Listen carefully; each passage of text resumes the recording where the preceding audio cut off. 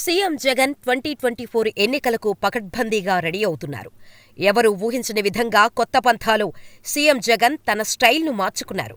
సిద్ధం పేరుతో జగన్ మోగించిన యుద్ధభేరి ఒక రేంజ్లో ఉంది. సాధారణంగా ఒక పొలిటికల్ పార్టీ సభ పెడితే 50,000 మహా అయితే 1,00,000 మంది వస్తారు. కానీ సిద్ధం సభ తీరు వేరుగా కనిపిస్తోంది. జగన్ పెడుతున్న సభలకు సముద్రం ఉప్పొంగినట్టు, కెరటాలు ఎగసిపడినట్టు జనసంద్రంతో సభలు ఎగసిపడుతున్నాయి.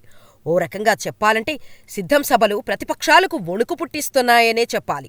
సాధారణంగా రాజకీయ సభల్లో జనం గురించి మాట్లాడటమే మనం చూసుంటాం. కానీ జగన్ ఈసారి కొత్త పంథా అమలు చేస్తున్నారు. జనాన్ని ఇన్వాల్వ్ చేస్తూ ప్రసంగించటంతో పాటు జనం చేత కూడా మాట్లాడిస్తున్నారు. దీంతో జగన్ మాటలో వేడి పెరిగింది. ప్రజల సెంటిమెంట్ కూడా వర్కౌట్ అవుతోంది. దీంతో ప్రజల్లో, పార్టీ కార్యకర్తల్లో నూతన ఉత్సాహం పెరుగుతోంది. ఇప్పటివరకు 3 సభలు జరిగాయి. 3 సభలు ఎవరూ ఊహించనంత స్థాయిలో విజయం సాధించాయి. ఈ సభలు విజయం సాధించటంతో వైసీపీ కార్యకర్తలు నూతన ఉత్సాహంతో ముందుకు పరిగెడుతున్నారు. మరోవైపు సిద్ధం సభలను చూసి భయపడుతున్న ప్రతిపక్షాలు, ఎల్లో మీడియా ఏకమై సిద్ధం సభలు ఫెయిల్ అయినట్టు ప్రచారం చేస్తున్నా జగన్పై వ్యతిరేకతను తీసుకురావడంలో ఫెయిల్ అవుతూనే వస్తున్నారు. దీంతో మరో 30 సంవత్సరాల వరకు జగన్ ఢీకొట్టే నాయకుడే లేకుండా జగన్ తన పదవికి ప్రజలే రెడ్ కార్పెట్ పరిచేలా వ్యూహాలు రచిస్తున్నారని రాజకీయ విశ్లేషకులు అంచనా వేస్తున్నారు.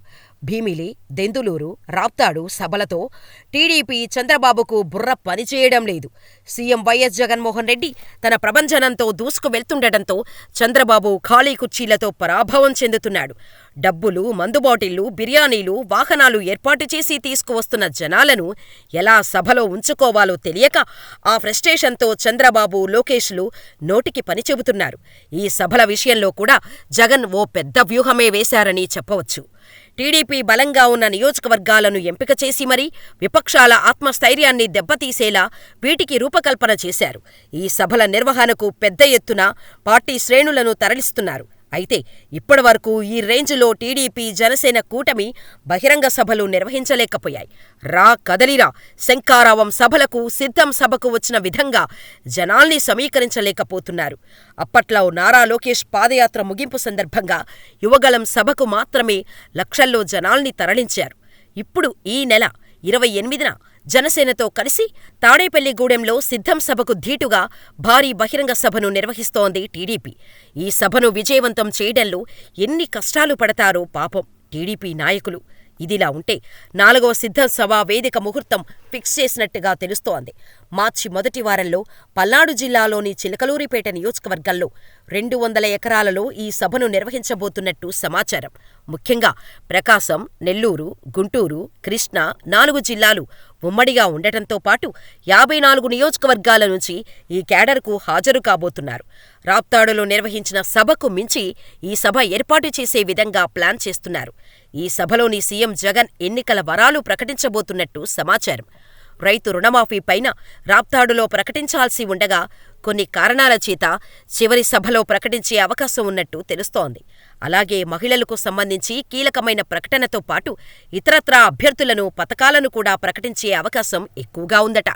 మరోవైపు ప్రత్యర్థి పార్టీ పొత్తులతో వస్తే జగన్ మాత్రం సింగిల్గా వస్తూ తన సత్తాని నమ్ముకున్నారు. అందుకే జగన్ ప్రతి ఒక్కరితో మాట్లాడి వారి సమాధానాలు వింటారు. కాకపోతే తాను చెప్పాల్సిన దానిని సూటిగా చెబుతుంటారు. ఎలాంటి మొఖమాటాలకు పోకుండా నేను చూసుకుంటా అని చెప్పి హ్యాండిచ్చే వ్యక్తిత్వం జగన్ది కాదు. కానీ ప్రతిపక్షాలు, మీడియా జగన్ మొండిఘటమని, ఎవరి మాట వినరని, తాను చెప్పిందే జరగాలని అనుకుంటారు అని ప్రచారం చేస్తున్నారు. ఒకసారి మీరే మనసు పెట్టి ఆలోచించండి. జగన్ ఎవరి మాట విననట్లయితే రాష్ట్రాన్ని ఒక్కడే ఇంత అభివృద్ధి పథంలోకి తీసుకురాగలుగుతారా? ఎంతోమంది సలహాలు, సూచనలను వింటూ ప్రజాభివృద్ధి ధ్యేయంగా తన పథకాలు అమలు చేసుకుంటూ వస్తున్నాడు కాబట్టే జగన్కి ప్రజల్లో ఇంత మాస్ ఫాలోయింగ్ ఉంది. వైసీపీలోని కొందరు సీనియర్ నేతలు జగన్ని కలిసి మనలోనే కొందరు టీడీపీతో బీజేపీ చేతులు కలిపే అవకాశం ఉంది, మనం ఏం చేద్దాం, మన పరిస్థితి ఏంటని అడగ్గా మనం 1,65,00,000 కుటుంబాలకు గాను 1,45,00,000 కుటుంబాలకు సంక్షేమం అందించామని జగన్ చెప్పారు. ఇందులో కనీసం 80% మంది మనకు ఓటెయ్యరా? ఇంటికి ఒక ఓటు వేసుకున్నా అన్ని ఓట్లు మనకే పడతాయి కదా. అలాగే మనల్ని అభిమానించే కుటుంబాలు ఉన్నాయి. వాళ్ళంతా మన వెంటే ఉన్నారు. అంతేకాదు, ఈసారి అత్యధికంగా బీసీలకు సీట్లు కేటాయిస్తున్నాం. ఆ సామాజిక వర్గానికి న్యాయం చేస్తున్నాం. మరోవైపు మీరు చెప్పిన నాయకులకే ఆయా సామాజిక వర్గాల్లో నామినేటెడ్ పోస్టులు, బోర్డు డైరెక్టర్లు వంటి పదవులు ఇచ్చాం. వీరి ఓట్లు మనవైపు టర్న్ కావా? మొత్తం ఉన్న 4 కోట్ల ఓట్లల్లో 2.5 కోట్ల ఓటర్లు మనవైపే ఉండే అవకాశం ఉంది. ఈ సమయంలో మనం ఎందుకు భయపడాలి అని చెప్పినట్టు తెలుస్తోంది. ఈ ఒక్క సందర్భం చాలు జగన్ వైసీపీ గెలుపుపై ఎంత కాన్ఫిడెంట్గా ఉన్నారో చెప్పడానికి. అంతేకాదు, సిద్ధం సభల్లో తను ప్రసంగించడమే కాకుండా ప్రజలతో కూడా మాట్లాడిస్తున్నారు. రాప్తాడు సభలో జగన్ మాట్లాడుతూ 2024 ఎన్నికల్లో జరగబోతున్న ఈ యుద్ధం 2 సిద్ధాంతాల మధ్య. ఇది కేవలం ఎమ్మెల్యేలు, ఎంపీలను ఎన్నుకునే ఎన్నిక కాదు. 5 ఏళ్ల కాలంలో ఇంటింటికి మన ప్రభుత్వం అందించిన సంక్షేమం, అభివృద్ధికి డ్రామాలు ఆడే చంద్రబాబుతో యుద్ధానికి మీరు సిద్ధమా అని ప్రశ్నించారు. ఈ యుద్ధం మాట ఇచ్చి నిలబెట్టుకున్న మనకు, మాట తప్పటమే అలవాటుగా ఉన్న పెత్తందారులకు మధ్య యుద్ధం. విశ్వసనీయతకు, వంచనకు మధ్య యుద్ధం. పేదవారు తరపున నిలబడటానికి మీరంతా సిద్ధమేనా అని ప్రజల్ని ప్రశ్నించారు. వేరే రాష్ట్రాల్లో ఉంటూ మోసం చేయడానికి వచ్చిపోతున్న నాన్ రెసిడెంట్స్ ఆంధ్రాస్కు, ఈ గడ్డమీద ప్రజల మధ్య ఉంటున్న మనకు మధ్య జరగబోతుంది ఈ యుద్ధము అని చెప్పారు. చంద్రబాబుకు సవాల్ విసిరారు. 14 ఏళ్ల మీ పాలనలో రైతులకు గుర్తొచ్చే ఒక్క పథకమైనా మీరు అమలు చేశారా అని ప్రశ్నించారు. మీ పేరు చెబితే అక్క చెల్లెమ్మలకు గుర్తుకు వచ్చే పథకం ఒక్కటైనా ఉందా? బడికి, కాలేజీకి వెళ్లే పిల్లలకైనా ఒక్క పథకమైనా ఉందా అని అడుగుతున్నానని చెప్పారు. కనీసం అవ్వాతాతలకైనా మంచి చేశానని చెప్పుకునే పరిస్థితి ఉందా అని ప్రశ్నించారు. జగన్ 2019లో సీఎంగా ప్రమాణ స్వీకారం చేసిన క్షణం నుంచి ప్రతిపక్షాలన్నీ మూకుమ్మడి దాడి చేస్తూనే ఉన్నాయి. ప్రతిపక్షాలు రెచ్చగొడుతున్నా సీఎం వైఎస్ జగన్ సైలెంట్గానే ఉన్నారు.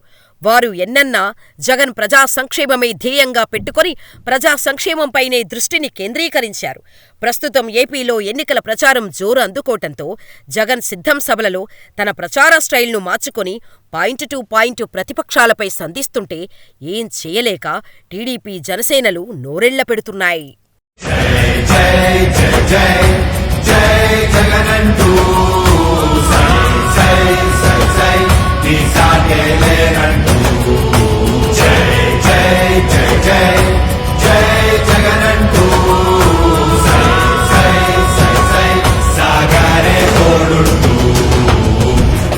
ఎంతమంది కలిసొచ్చిన ఎన్నికల యుద్ధం, కార్యకర్తలే కదంతో